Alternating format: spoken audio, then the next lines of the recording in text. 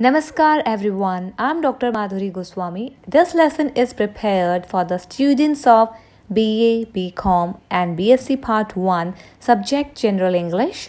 The topic that we will explore today is a poem written by Sujata Bhatt. The title of the poem is The Voice of the Unwanted Girl. This poem has been prescribed for your study in the comprehension part of your syllabus that we have already discussed in the first lesson. I have given the link of that lesson in the description box below. You can click on that and find that lesson. Dear students, हमारे first video में हमने इस paper का syllabus discuss किया था and I told you that there is a book prescribed for your study, The Essential Language Skills. This is the title of that book and it's published by Macmillan. You will find the text of this poem, The Voice of the Unwanted Girl by Sujata Bhatt, in that book, Essential Language Skills. And I will also show the text of this poem on the screen. So आप इसे यहाँ पढ़ सकते हैं, यहाँ read out कर सकते हैं और note down भी कर सकते हैं. Just pause the video and note down the text. Video को pause करके आप इसे note down कर लीजिए so that you can revise it later on also. Before we study this poem, I want to share some points with you. Let's know what's the pronunciation of the word poem. You might have heard the pronunciation of this word as poem or poem. Which one is correct to use? Both are correct. In British English, this word is pronounced poem, and in American English, this word is pronounced as poem. Now let me introduce you the poet of this poem, Sujata Bhatt.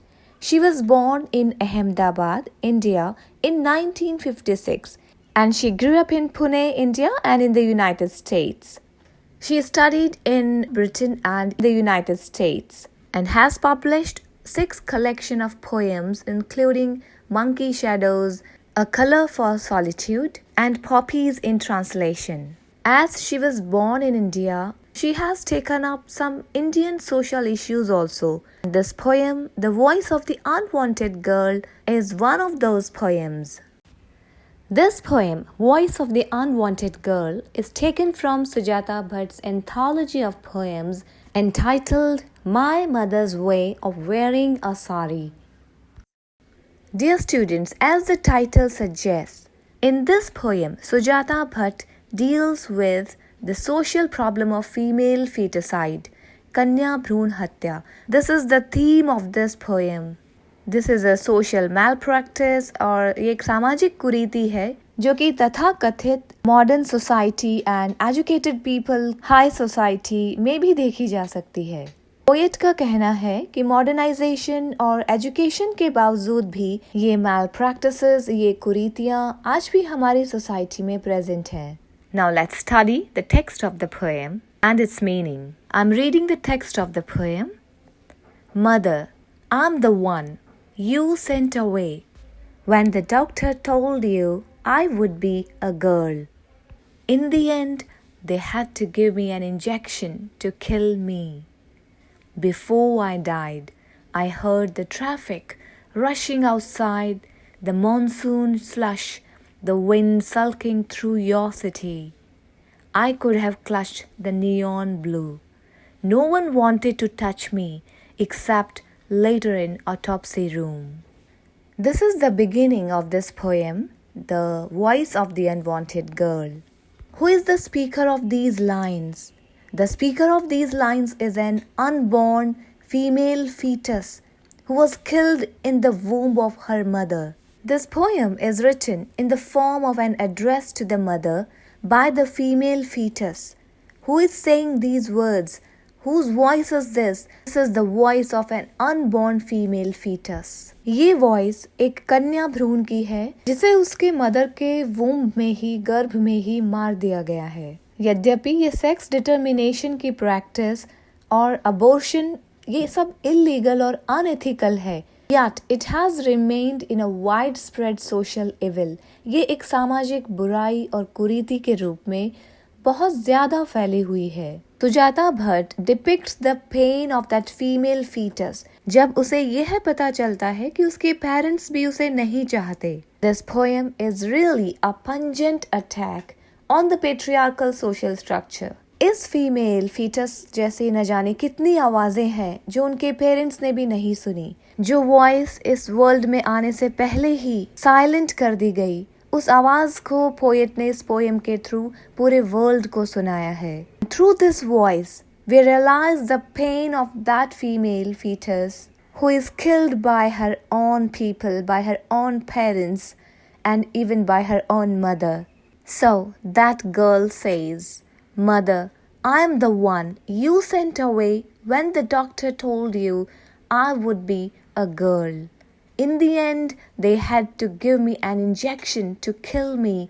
Before I died, I heard the traffic rushing outside, the monsoon slush, the wind sulking through your city." That female fetus, that speaker says that she is the one who was killed when the parents learned that she would be a girl. Once her gender became known, it was decided that the pregnancy was to be terminated. She tells about the different sounds she had heard before she was killed. It's well known that babies can perceive external sounds from inside the womb.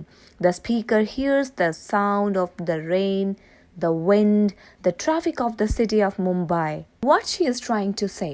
She is trying to say that even though they live in one of the most developed cities of the country, that's Mumbai, yet they practice gender discrimination. The poet points out at the irony of the concepts of development and modernization. Is this the modernization? These so-called modern and educated people, even they have not been able to crack the shackles of the mindset of patriarchy. Through these lines, the poet says that the modernization has not been able to eliminate the old malpractices of the society. I could have clutched the neon blue. What does it mean here? इसका क्या अर्थ हो सकता है? Dear students, किसी भी poem या poetry piece को समझने के लिए we have to study between the lines. It means हमें उसके literary meaning के साथ साथ उसके भावों की अभिव्यक्ति को समझना होगा. In this line, there is a wish expressed, that is to protect itself by clutching the neon blue atmosphere of the womb of her mother. I think this phrase, the neon blue, is the symbolic expression of the womb of her mother and her own mother, who could have saved her by allowing it to stay in her womb. But it could not happen, as no one wanted to touch her except later in the autopsy room. The autopsy room is the room in a hospital where the dead bodies are kept for further investigation. Now let's listen what she says further. I looked like a sliced pomegranate, the fruit you never touched, mother. I'm the one you sent away when doctor told you I would be a girl, your second girl.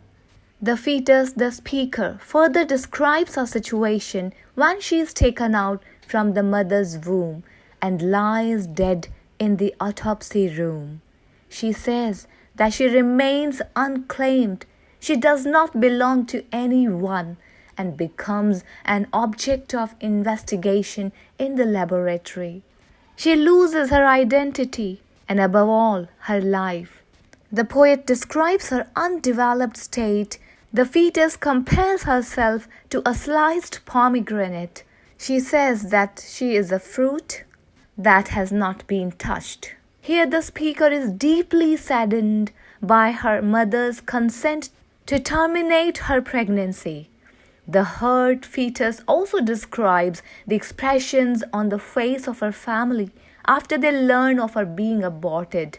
Their sense of relief adds to her agony and highlights their cold-blooded conformity to patriarchal social order.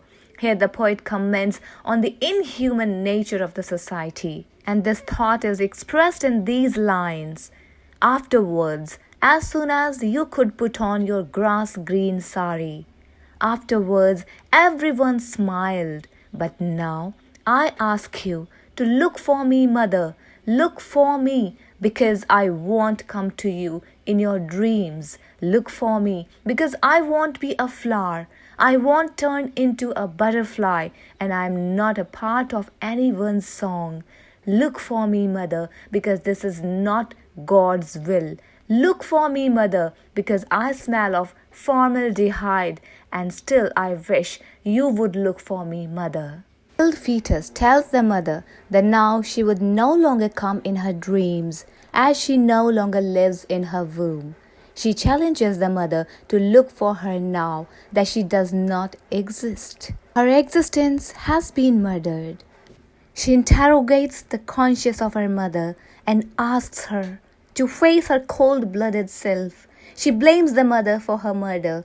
She says that now she would no longer be a part of anyone's song, anyone's life, and anyone's memories.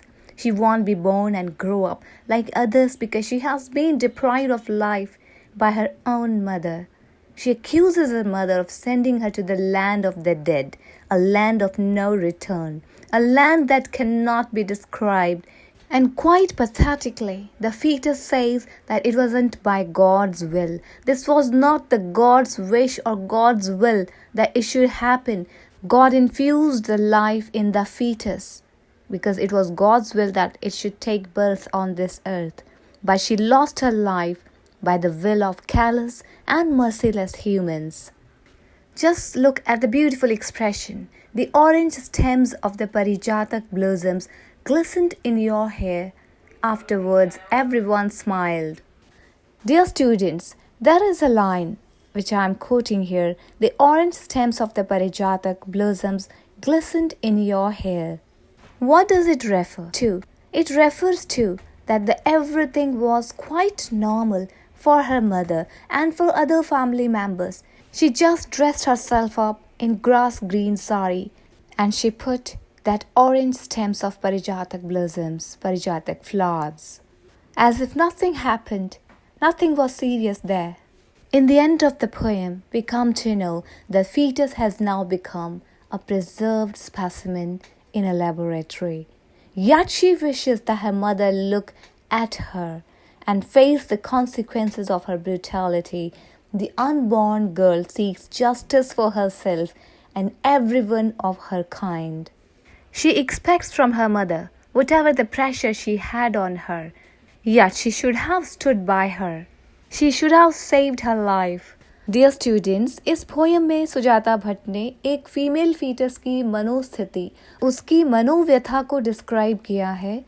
किस प्रकार समाज के लिंग पर आधारित भेदभावपूर्ण रवैये का वो शिकार बनती है और अपनी माता के गर्भ में ही उसे मार दिया जाता है।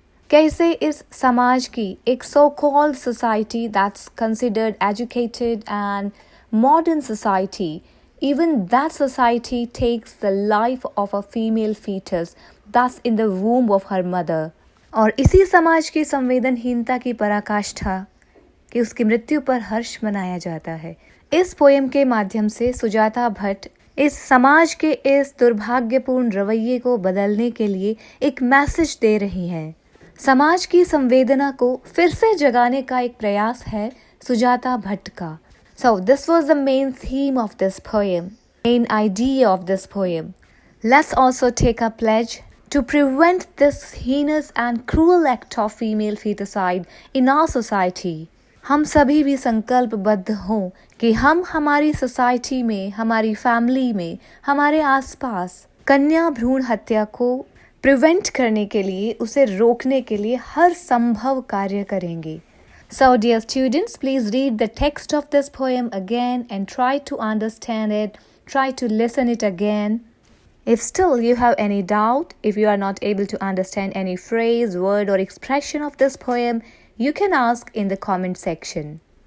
I hope you will work hard to spread the word of awareness against this female feticide in our society.